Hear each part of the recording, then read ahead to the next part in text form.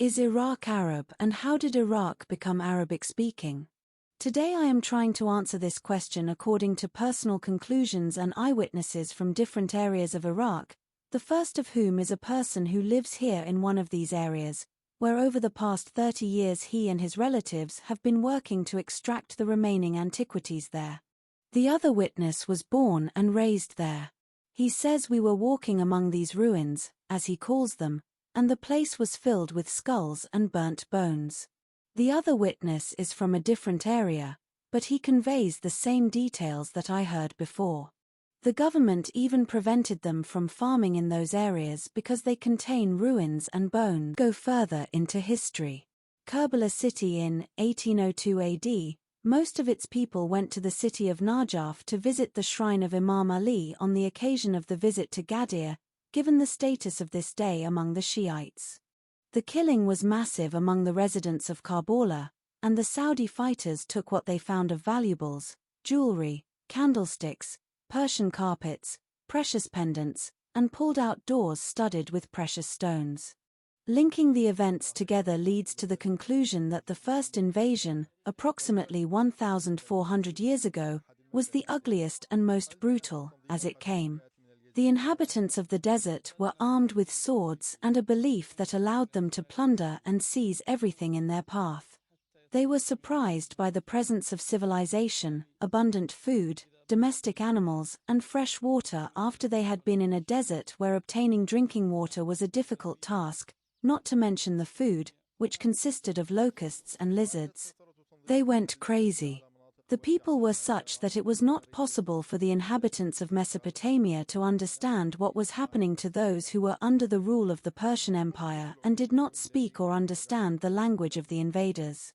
Which was an acceptable reason for killing and exterminating the inhabitants of villages and cities, where men were burned, women were taken captive, and fertile lands were seized after the Persian army was defeated.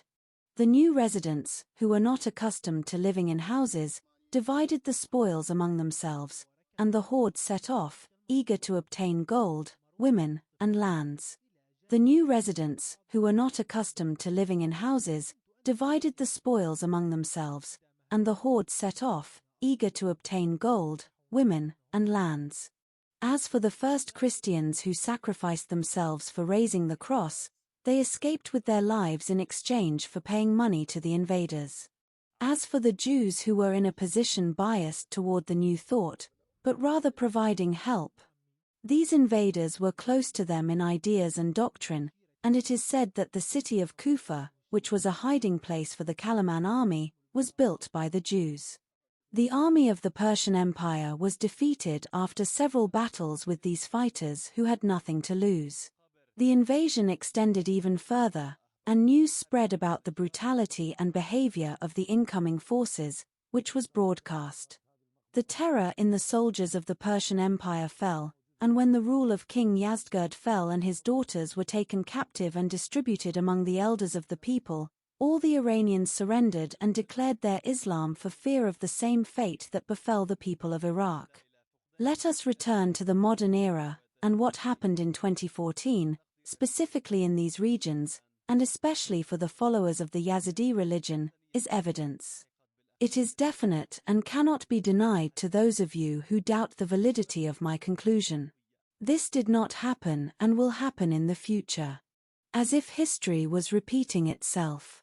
If you have evidence that the so-called Islamic State in Iraq and Syria has not implemented Islam and Sharia, you can present it.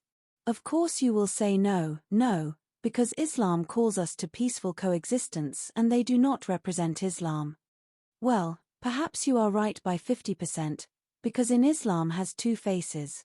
One when you are weak, you call for peace, and one when you are strong, you call for the application of Sharia.